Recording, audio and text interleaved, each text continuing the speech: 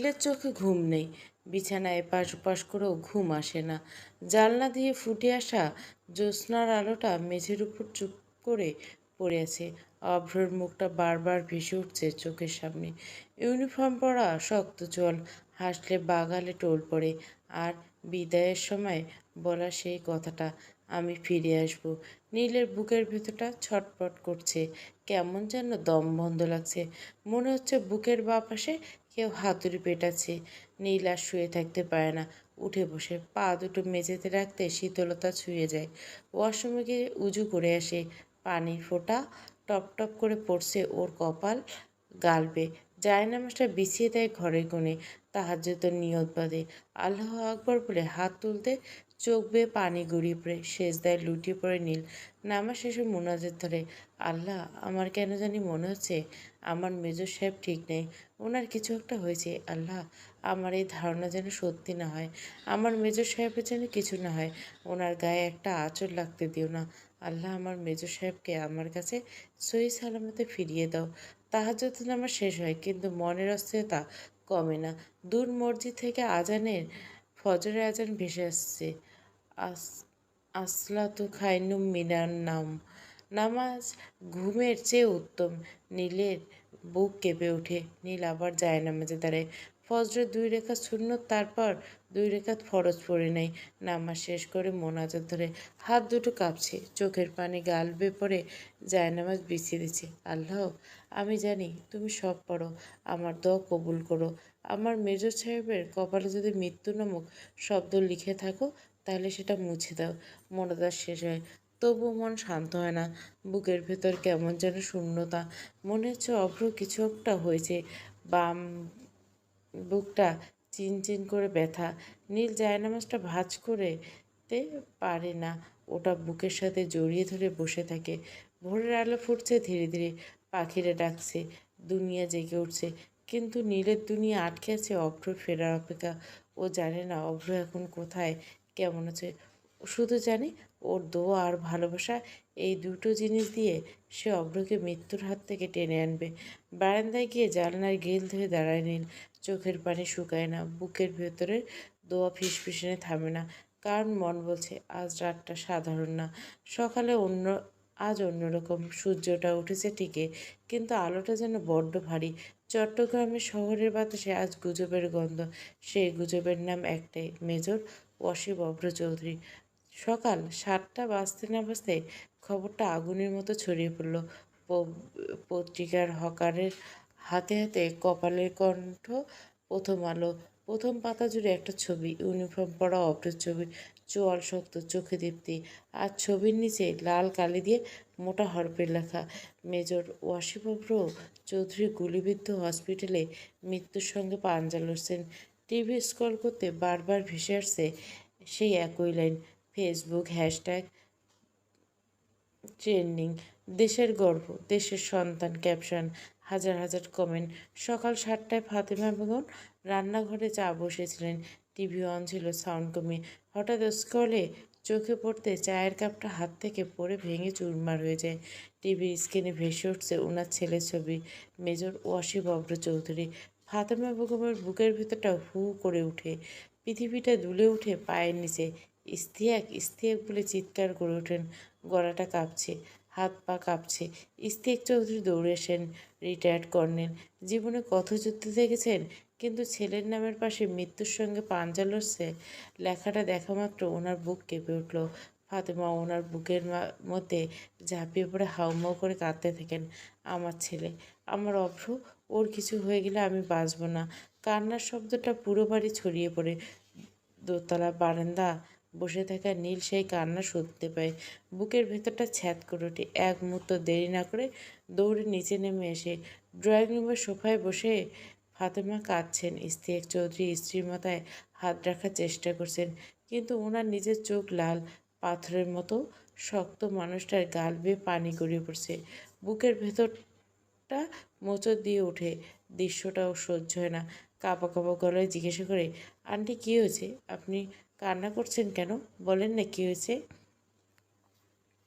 ফাতেমা বেগম নীলের দিকে তাকায়, মুখ দিয়ে কথা বের নয়, শুধু নীলকে জড়িয়ে ধরে ফুপিয়ে কেঁদে ওঠেন। ইশতিয়াক চৌধুরী মুখ ঘুরিয়ে নেন। বাবারা কাঁদতে পারে না, তবু ওনার ঠোঁট দুটো থরথর করে কাঁপছে। নীল কিছু বুঝতে পারে না। ওদের কান্না আর বুকের ভেতরে হাতড়ি পেটাচ্ছে। আন্টি বলেন না কি হয়েছে? কেউ উত্তর দেয় না, শুধু কান্না। বাতাসে ভাসে শুধু ফাতেমা বেগমের বুক ফাটা কান্না। নীলের চোখ ঝাপসা হয়েছে। টেবিলের উপর চোখ যেতে থমকে যায় নীল। টেবিলের উপর ভাঁজ করা পত্রিকাটা, প্রথম পাতা মেলে রাখা, আর ঠিক মাঝখানে অভ্রর ছবি, সেই চেনা মুখ। কিন্তু ছবির নিচে লাইনটা বুকের ভেতর ছুরি চালিয়ে দেয়। মেজর ওয়াসিফ অভ্র চৌধুরী গুলিবিদ্ধ। চট্টগ্রামের পার্ক রিভিউ হসপিটালে মৃত্যুর সঙ্গে পাঞ্জা লড়ছেন। ডাক্তাররা বলেছেন অবস্থা আশঙ্কাজনক। মুহূর্তের মধ্যে নীলের পৃথিবীটা দুলে ওঠে। মাথাটা ঘুরে যায়, পায়ের নিচে মাটি সরে যায়। সে ঢলে ওঠে, টেবিলের কোণা ধরে নিজেকে সামলায়। চোখের সামনে সব অন্ধকার হয়েছে। এটা হতে পারে না, আমার মেজর সাহেবের কিছু হতে পারে না। কথাটা বলে নীল দৌড়ে বেরিয়ে যায়, পেছনে ফিরে তাকায় না। ফাতেমা পেছন থেকে নীলকে ডাকেন, কিন্তু নীল শোনে না। স্ত্রীকে চৌধুরী স্ত্রীকে ধরে দ্রুত ওঠেন। ফাতেমার পা চলছে না। স্ত্রী ওনাকে ধরে নিয়ে যান, গাড়ির দরজা খুলে দেন। ফাতেমা গাড়িতে উঠে বসে। স্ত্রী অপর পাশে গিয়ে উঠে বসে। ড্রাইভার গাড়ি স্টার্ট দেয়। নীল ছুটে চলেছে হসপিটালের উদ্দেশ্যে। রাস্তায় মানুষ অবাক হয়ে তাকাচ্ছে। মেয়েটার চোখে পানি, মুখে আতঙ্ক। নীলের পেছনে ইশতিয়াক চৌধুরী গাড়িটা হুইল ঘুরিয়ে বের হয়। ফাতেমা বেগম জানলা দিয়ে হাত বাড়িয়ে নীলকে ডাকছেন। নীল গাড়িতে উঠে আয়, এভাবে দৌড়াস না। নীল শোনে না। ওর কানে শুধু একটাই কথা পাচ্ছে, মৃত্যুর সঙ্গে পাঞ্জা লড়ছেন মেজর ওয়াসিফ অভ্র চৌধুরী। ও মানবে না, ওর অভ্র মরতে পারে না। যে মানুষটা হাজারটা মিশন থেকে বেঁচে ফিরেছে, সে সামান্য গুলিতে হার মানবে না। গাড়িটা নীলের পাশ ঘেঁষে যায়। ইশতিয়াক চৌধুরী জানলা খুলে বলেন, নীলমা গাড়িতে উঠো, এভাবে রাস্তায় দৌড়ালে অসুস্থ হয়ে পড়বি। নীল একবার গাড়ির দিকে তাকায়, চোখ দুটো লাল, কান্নায় ফুলে উঠছে। দরজা খুলে গাড়িতে উঠে বসে নীল। ফাতেমা বেগম নীলের হাতটা শক্ত করে ধরে রাখেন। মুখে কোনো কথা নেই। তিনজন মানুষ, তিনটা বুক, আর একটাই দোয়া, আল্লাহ অভ্রকে বাঁচিয়ে দাও। গাড়ির স্পিডোমিটারের কাঁটা কাঁপছে, সময় থমকে আছে। তার সামনে অপেক্ষা করছে হসপিটালে সাদা দেওয়াল, অক্সিজেনের গন্ধ আর অজানা ভাগ্য। শহর জেরে তখন শুধু একটাই নাম, মেজর ওয়াসিফ অভ্র চৌধুরী। আইসিইউর করিডোরে দীর্ঘশ্বাসের মতো ভারী। সাদা দেওয়াল, সাদা বেড, সাদা আলো, সব কিছু মিলে একটা নিস্তব্ধ কবরখানার মনে হচ্ছে। নীল দরজার সামনে হাঁটু গেড়ে বসে পড়ে। চোখের পানি শুকিয়ে গেছে, কিন্তু বুকের ভেতরটা এখনও হু হু করছে। হঠাৎ করিডোরের মুখে পায়ের শব্দ, দ্রুত, অস্থির। মুর্শেদ সাহেব আর আয়েশা বেগম দৌড়ে আসছেন, মুখে আতঙ্ক, চোখে চিন্তার ছাপ। খবর পেয়ে তারাই ছুটে এসছেন। মেয়েকে দেখা মাত্র মুর্শেদ চৌধুরী বুকের ভেতরটা মোচড় দিয়ে ওঠেন। একমাত্র মেয়ে, চোখের মণি, আজ কেমন নিথর হয়ে বসে আছেন হসপিটালে মেঝেতে। মোর্শেদ মেয়ের মাথায় হাত রাখেন। নীল মাথা তুলে তাকায়। বাবাকে দেখে বাঁধ ভাঙা নদীর মতো কান্না আবার উপচে পড়ে। বাবার বুকের মধ্যে ঝাঁপিয়ে পড়ে। আয়েশা বেগম মেয়ের মাথায় হাত রাখেন। হাত কাঁপছে, কাঁদিস না মা, আল্লাহ আছেন, দেখিস অভ্রর কিছু হবে না। কথাটা বলতে গিয়ে ওনার নিজের চোখ ভিজে যায়। মুন্সিফ সাহেব মেয়ের মাথায় হাত বুলান। পুরুষ মানুষ শক্ত থাকতে হয়, তবু গলাটা কাঁপে। শান্ত হ মা, আল্লাহর উপর ভরসা রাখ। ফাতেমা বেগম মোর্শেদের দিকে তাকিয়ে আবার কেঁদে ওঠেন। দুই মা, দুই বুক, একই ব্যথা। মোর্শেদ চৌধুরী ইশতিয়াকের চৌধুরীর কাঁধে হাত রাখেন। দুইজনে কর্নেল, দুইজনে বাবা, আজ দুইজনে অসহায়। আল্লাহর কাছে দোয়া কর ভাই, আল্লাহ যেন আমার ছেলেটাকে আমাদের কাছে ফিরিয়ে দেয়। মোর্শেদ দীর্ঘশ্বাস ফেলেন। ভাই, কান্না করলে চলবে না, আল্লাহর উপর ভরসা রাখেন। কথা শেষ হতে না হতে আবার পায়ের শব্দ। এবার দুইটা ছুটন্ত ছায়া, মেহেরিন আর মাহিন। অভ্রর খবর শুনে ওরা পাগলের মতো সূর্যেছে। মেহেরিন নীলকে দেখা মাত্র দৌড়ে এসে জড়িয়ে ধরে। নীল, ডাক্তার কি বলছে? অভ্র এখন কেমন আছে? মেহেরিনের গলা কাঁপছে। নীল বোনকে জড়িয়ে ধরে আরও ফুঁপিয়ে ওঠে। আপু, উনি আমার কথা শুনছেন না, আমি ডাকতেছি তাও চোখ খুলছে না। মেহেরিন নীলের চোখের পানি মুছে দেয়। নীল, কাঁদিস না, অভ্রর কিছু হবে না। অভ্র তো সুপারম্যান, ওর কিছু হতে পারে না। আপু, আমি পারছি না, আমার কেমন জানি দম বন্ধ হয়েছে।